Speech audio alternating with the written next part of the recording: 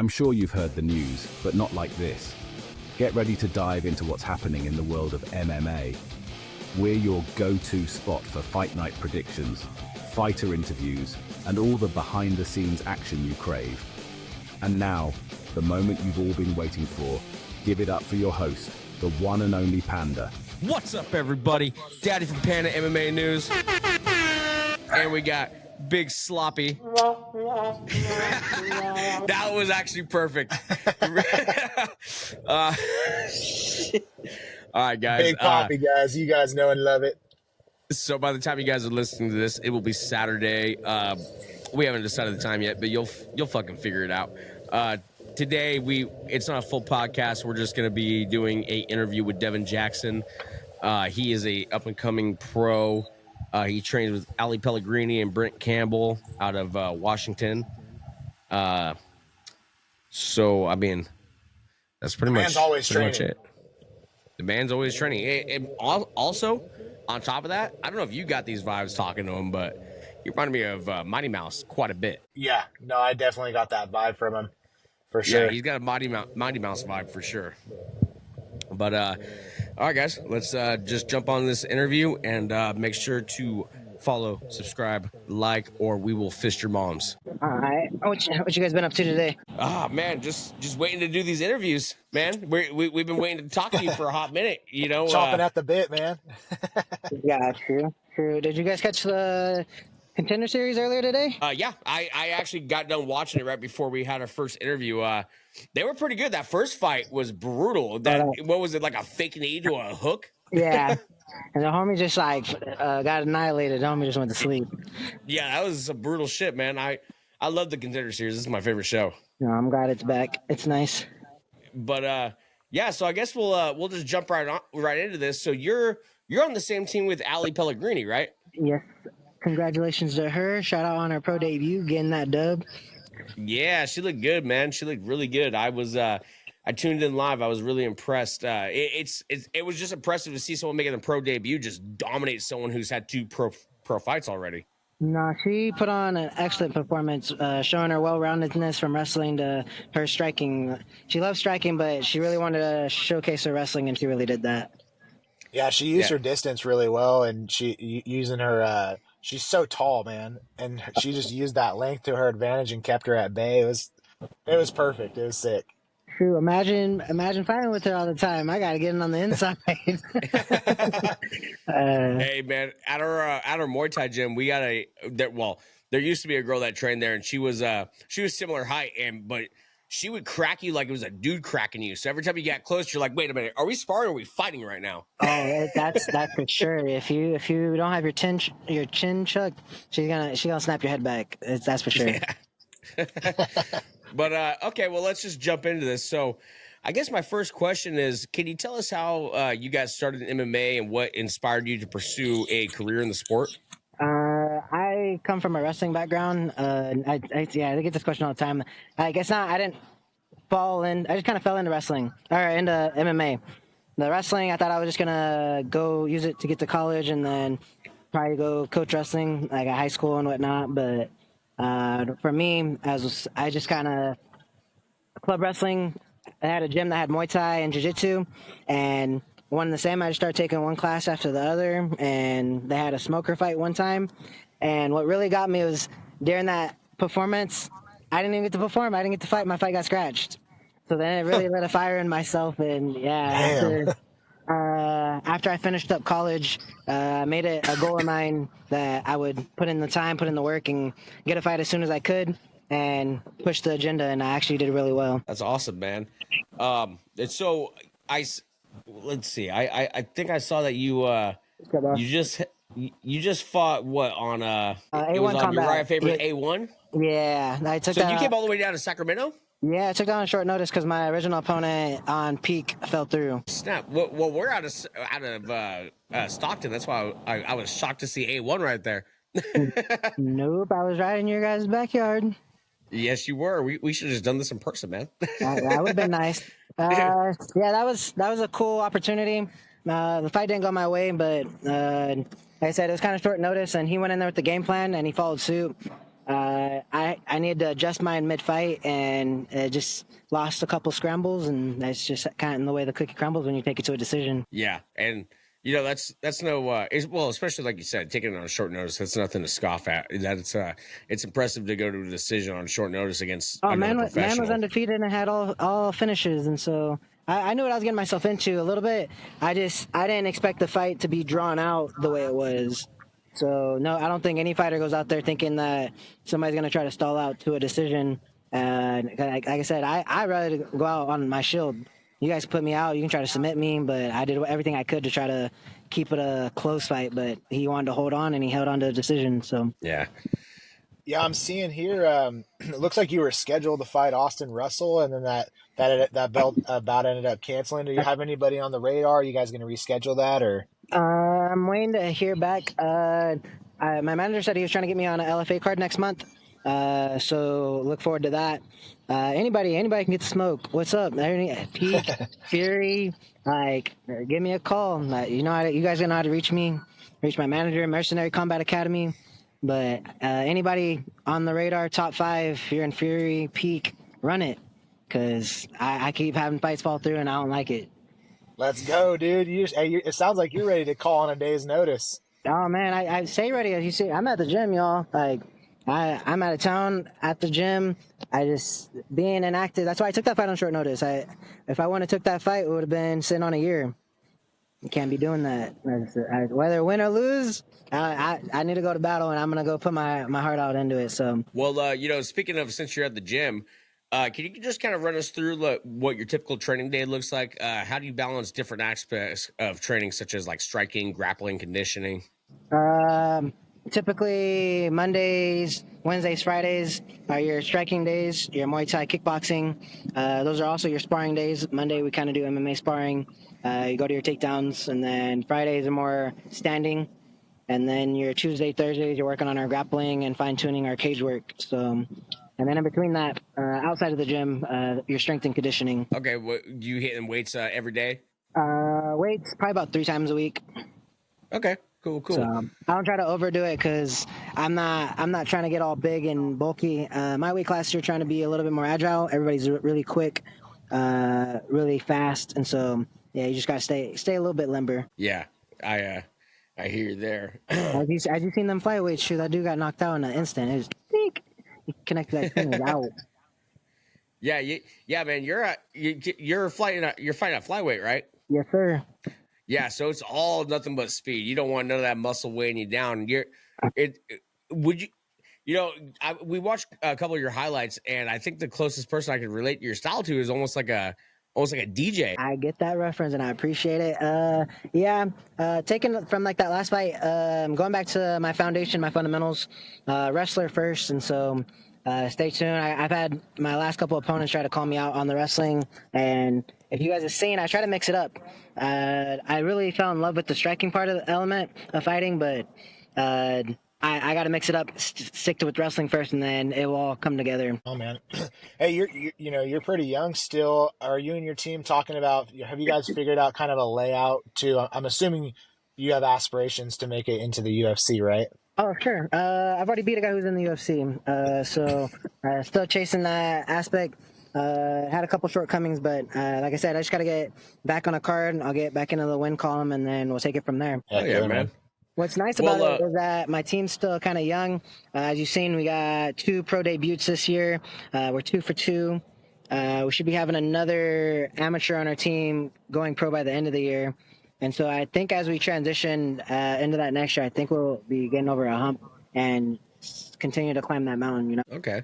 Well, hey, who from your team would you say would have the biggest influence on your career? Would it be like a coach, a teammate? I would say my coach, Tony Solis.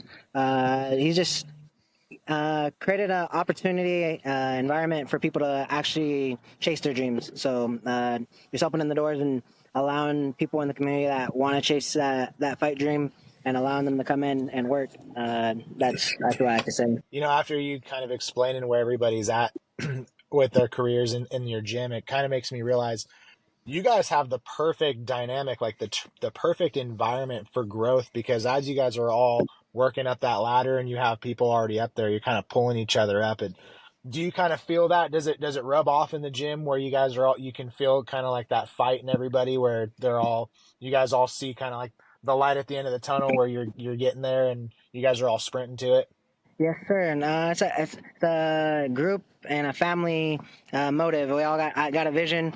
It takes all of us staying in the gym, staying active, and helping one another push and continue to elevate. So, like I said, we're still a young team, and we're making an impact. We're making some noise over here in the Pacific Northwest. So, we just got to take it one fight at a time. And I believe here soon you'll be hearing about Mercenary Combat Academy nationwide. So right on, dude. Hey, really important question here. This is by far the most important question. Starbucks or Dutch Bros? I would go with Starbucks. Hey, all right. You know, You heard that, all you Dutch Bros fans. Yeah, I didn't want to have to tell my boy Bex on. There's not that many Dutch Bros down south. So like I came from like the south. I was in Texas for a long time, and there's not that many Dutch Bros down there. I came up north, and there's Dutch Bros on every corner, yo. That's crazy. On every corner. Real. Yeah, it's every corner here too, man. They're actually just building like 3 more in our city. It's pretty wild. They're hustling that Jesus crack. There's never enough. Right. Well, this is normally a question from my buddy here, Big Sloppy. But I'll ask it. What do you do outside the cage? What do you do for fun? Are you a fisherman? Are you a gamer? What do you do to kill your time? I'm a coach. I be in the gym. I don't know. I fish a little bit. I'm not a fisherman. I go in the water. So like the summer, I got to surf and wakeboard a little bit. I used to be a gamer. I just don't game as much. It's not the same. The gaming ain't like it used to be. I'm like that Halo 3 era in Gears of War. So hey. I knew you were a wrestler, dude. I knew it, man. Me and my boys, we'd be cutting weight, and like at the end of the night, we'd all be playing Halo 3 together, waiting for that tournament. Those are different times, and so I try to jump on, and I can play for a little bit. It's just not like it used to be. Yeah, you just brought up a memory for me, man. That's crazy.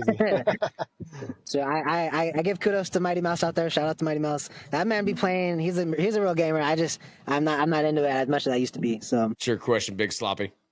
Oh man, well I was just gonna say I didn't want to interrupt you because I know you love doing that, but no, I was just gonna say yeah, you're just busy right now. You probably would be a gamer if you could. Yeah, if I could do it probably full time, but I played a couple of games. I've tried Call of Duty. I definitely can't do the Fortnite with all the building and all that. That's just too much. The sports games, you got to really commit. Like I'd probably get into the sports games. I like playing like Madden and 2K, but you really got to play because they know how to play. Them some real gamers out there. I'm not gonna lie. Yeah, the Madden. Yeah, they know all the offense, all the audibles, and that stuff really comes into tune because you'll be like, oh, I'm in it. They'll make you feel comfortable, and then they'll take you to the house, and you'll be like, what happened? And then they'll start talking. Dude, yeah, you're so right about that. I got a buddy that's he's on crack speed when it comes to Madden, dude. You can't even play with him. It's not even fun anymore. Oh no, I was playing the other day, and the mic was on. My girl over here, and she was like, "Get off the game! I can't," because they started talking mess. So I started getting frustrated. So I started talking back, and I was like, "I just gotta turn it off because I can't handle it." When you start getting beat too bad, and they start talking, it just starts getting in your head. She's like, "Damon, they're gonna ruin your night, man. You got to get off there." For sure. Well, I'll bring this back to MMA a little bit. We get the opportunity to talk to a lot of pros, and a lot of pros, they talk about like the mental side of the training more than they do the physical side. No, and for I'm sure. just curious if that is something you guys practice over there. Do you guys do like a lot of like mental training, and would you be able to run us through like how that kind of looks? The mental training, the more of that is like those hard days where we're getting pushed, those days where you're getting shark baited, or those conditioning days when you're the main focus for the day and the whole team's against you. Those are kind of those mental days because now you kind of got the team all, whether they're encouraging you on the outside or when they're in, they're pushing you to that wall. And so it's an up and down type of thing. And then, yeah, every now and then we have these team meetings and we talk about it. But a lot of that happens in those environments because that's what it's going to be like on fight night. What are you going to do when everything's not perfect, when you don't feel, when you hit that wall and you don't feel like you have enough? Like, how do you get past that? And so a lot of those days happen like that when you're the main person that they're focusing on, and that's the shark bait guy or lady. Makes sense. I don't know if you Sure, guys have ever been at practice and you had about 5-6 people taking 30-second minute goes on you for about 20 minutes. No, we're not fighters. I've done Muay Thai for 7 years, but I've never fought. It's more of a hobby for me, so I've never had to be in the Shark Tank. I've had to be involved, you know, wherever I'm the fresh guy coming in, but that's about Helping it. out. I think the And closest then, thing I've experienced to that would be like King of the Mat, you know? yeah, for sure. And then, like I said, we're still a young team, so we're always adding in new stuff. I come from, I still coach high school, so like the mental side, that's what I teach my high schoolers. And so I try to implement that as much as I can within our team. And so, like I said, a lot of that I see on those days, on those Mondays or those Fridays, and somebody's getting pushed toward those last 2 weeks of fight camp. And we're really focusing upon where your head's at, if you're doing enough, and then fine tuning. Yeah, that makes a lot of sense, man. We've just a lot of people don't realize that a lot of the pros focus more on the mental side of it, and I didn't even realize it until we started talking to so many pros, and they let us know that was such an integral part of their training, and it makes you just really think, because that is correct. If you're in like a really hard situation, you know, if someone has your back, if you're in turtle position, you know, how are you going to react to that? How are you going to persevere through that and come out on top? And that kind of training really attributes to that. Yep. And then leading up to that pros, as you're coming up as an amateur, what are your first thoughts as you're going out into the cage? Like, what are you thinking? What are you feeling? Are you embracing the moment upon how do you feel and what you're going to go execute? Or are you worried about what they're doing?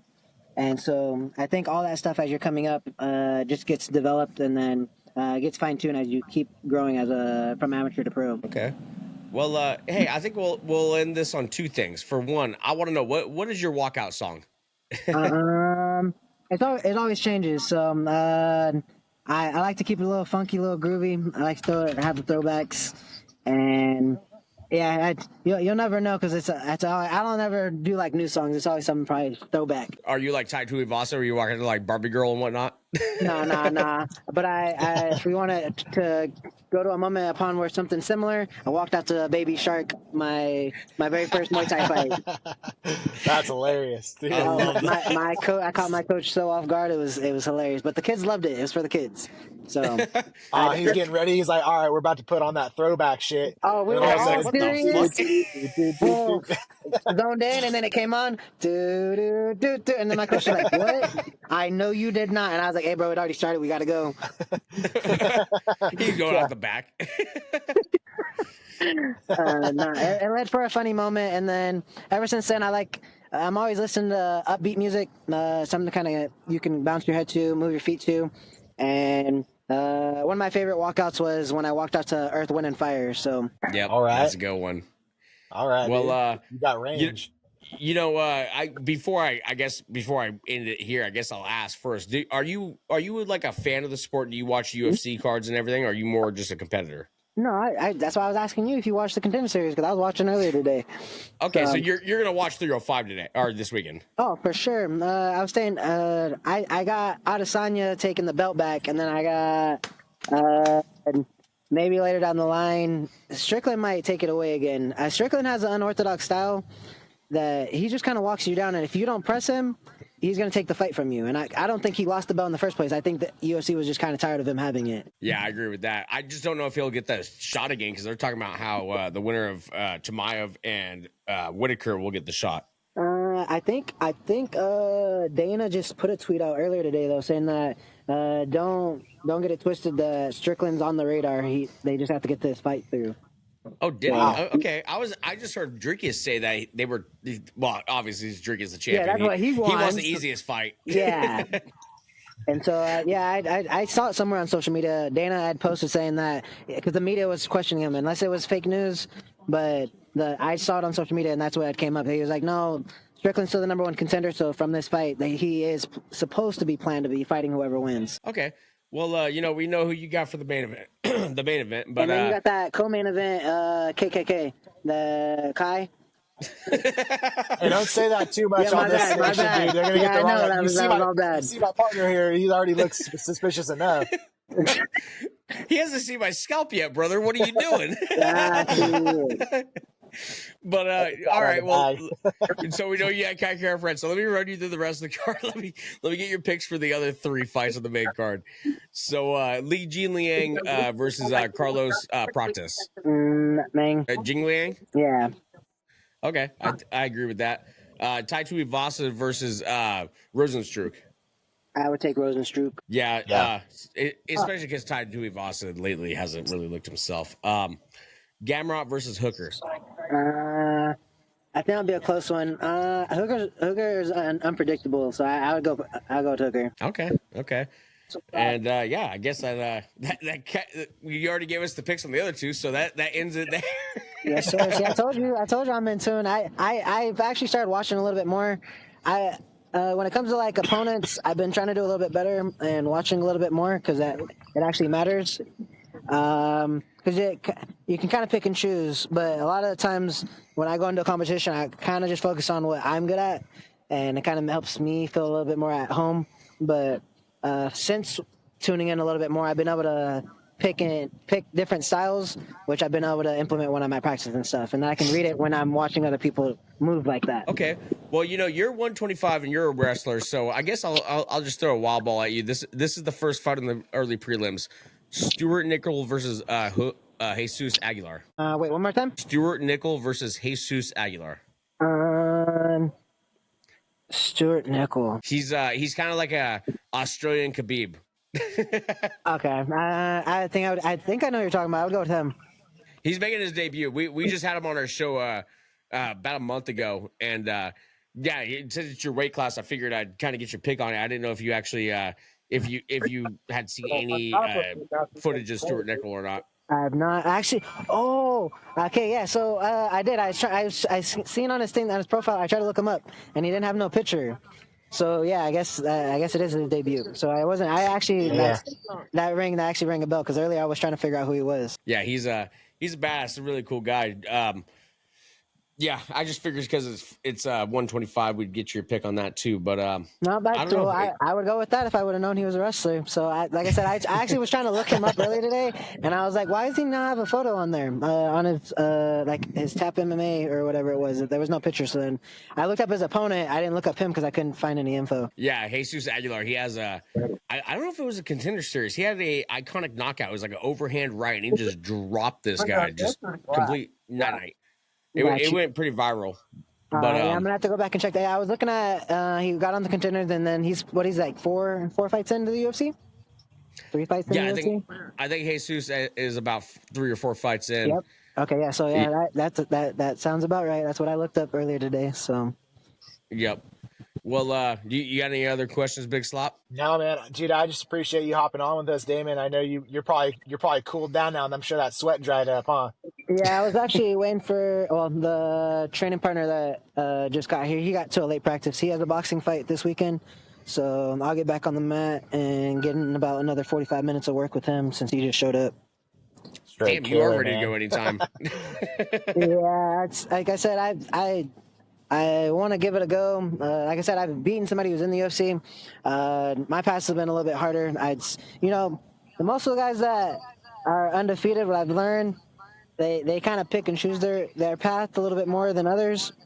It's some of those people that have those losses because they were willing to fight anybody on any notice. So it's kind of the fight game upon what I've kind of learned, but you just take it for what it is. Yeah. Well, I think that's about all we got for you right now, man. We appreciate you jumping on. If you could just stay on for a second afterward, just so we can get your side to upload, so we have that 1080p quality. Yeah. But until then, man, we can't wait to hear the next fight news, and be leading up to your next fight or after your next fight. We'd like to have you back on.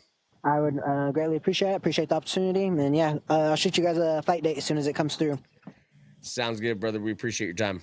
Yes, sir.